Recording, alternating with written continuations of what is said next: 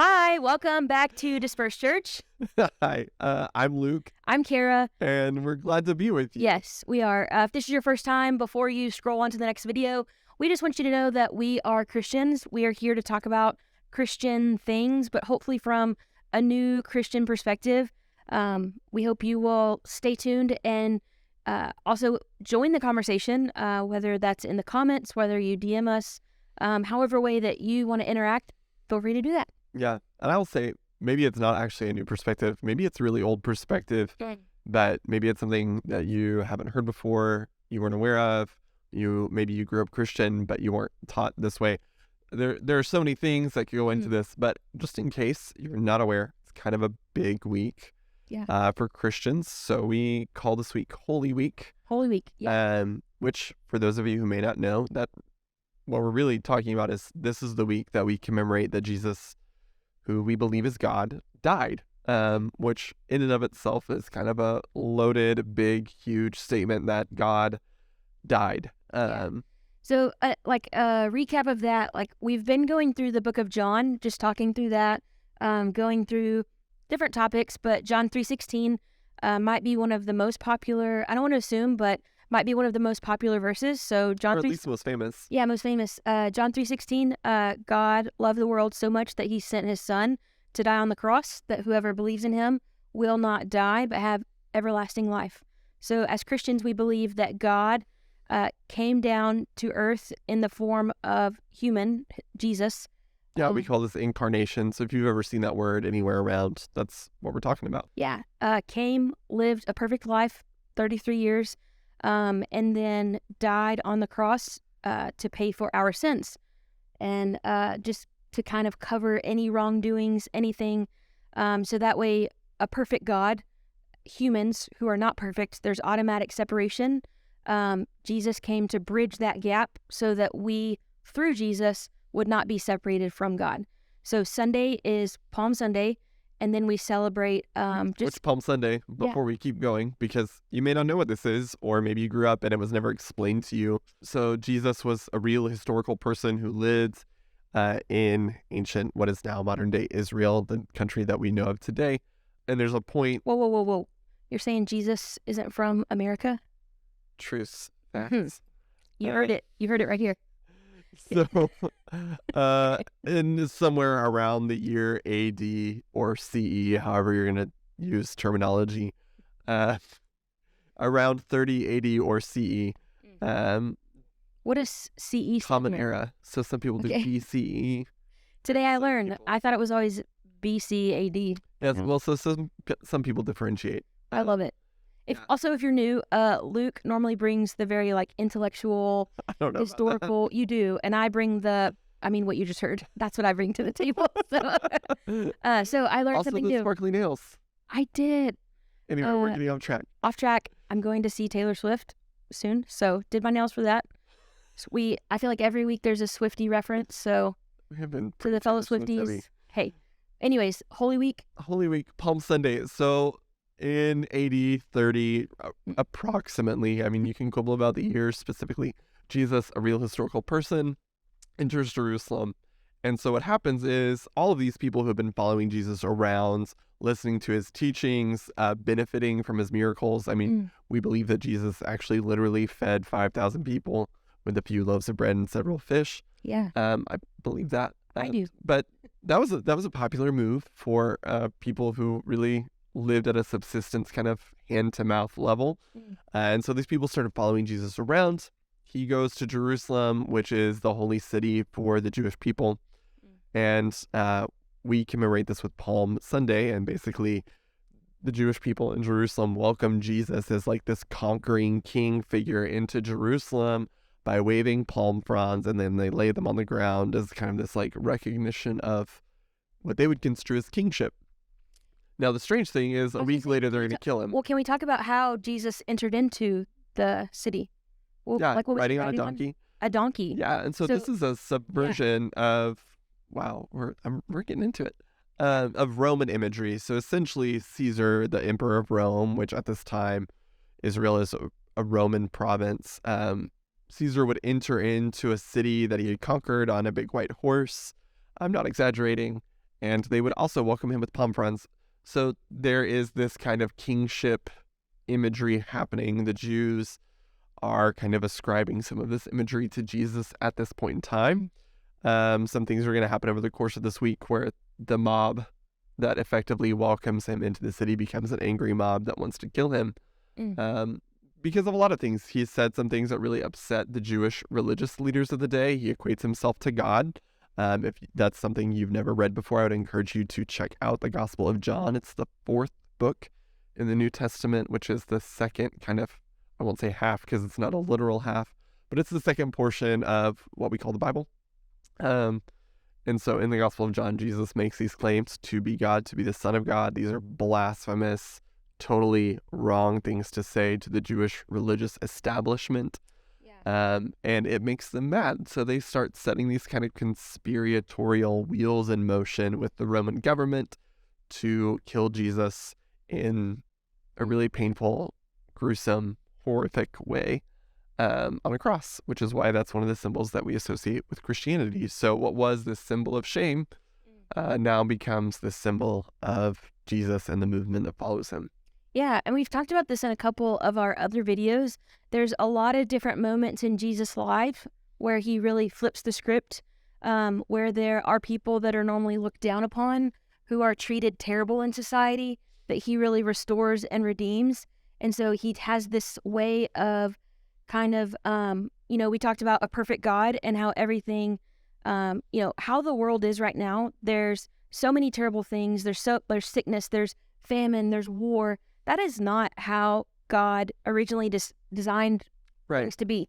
And so Jesus comes to restore, to rebuild, to reclaim that. And so the cross is just one image of that. The big image. Yeah. And so the Jews grew up with their historical religious books, and it talks about this Messiah, the promise of someone who's going to come. And they had this vision, kind of like a Caesar, this big king figure coming in to kick butts and take names and, all these things. But that Jesus, he came in humbly and came in born in a manger. So he flips the script. I mean, he takes these expectations, and Jesus was Jewish. And it wasn't just the Jewish religious leaders of the day that killed Jesus. Yeah. And lest you want to lean into some anti-Semitic views, the church starts out as Jewish. Jesus is Jewish. The Bible really doesn't give you room to be anti-Jewish. No. Just putting that out there. It's good to put out there.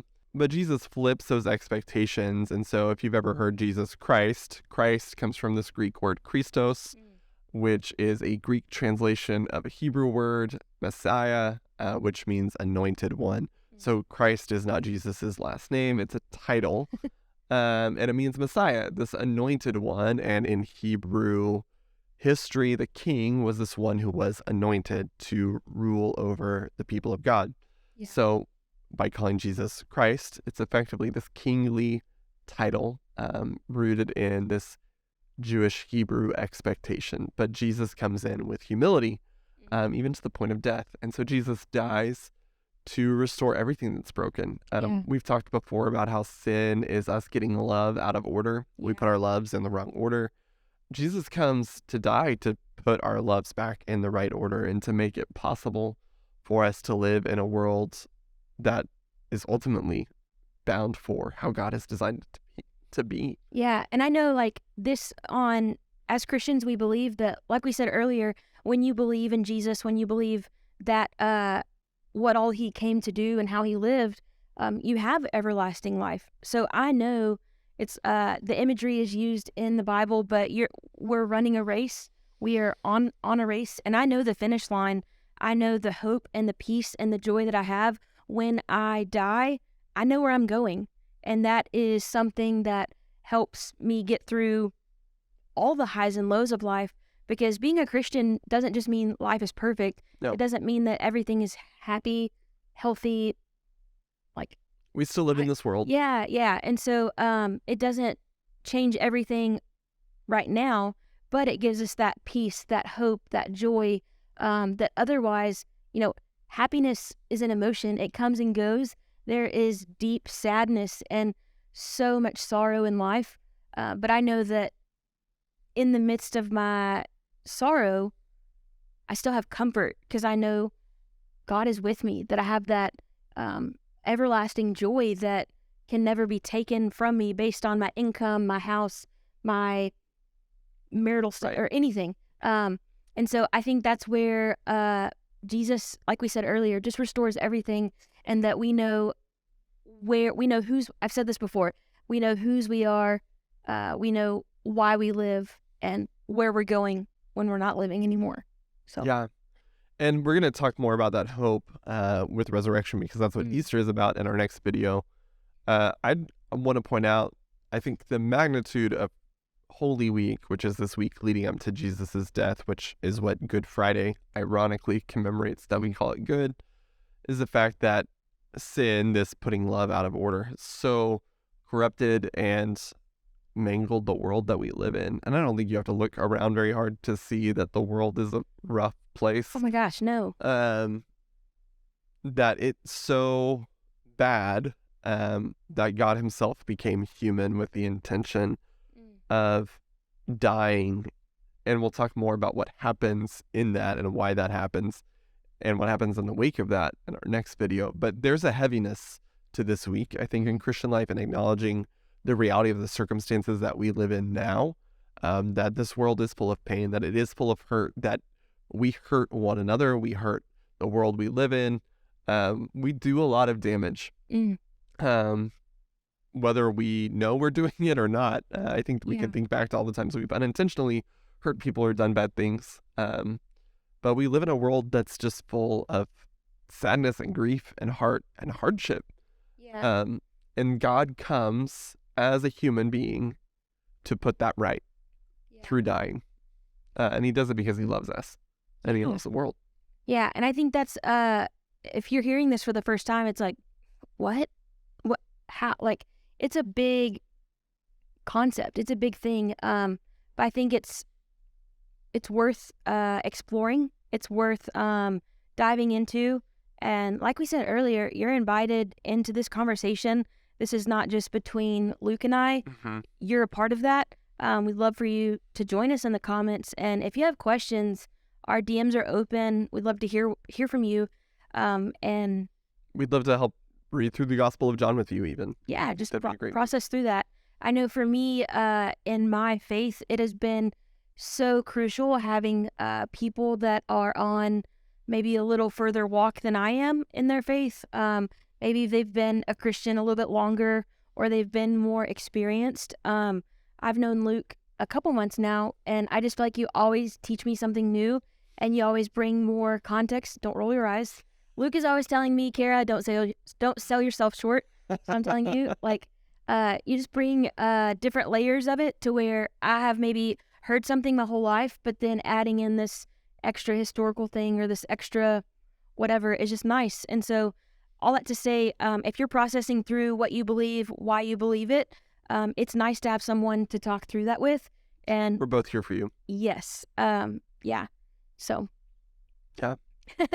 Well, thanks for watching. And again, we'll be back next week talking about what happens after Jesus dies, because that's what Easter is all about. Yeah.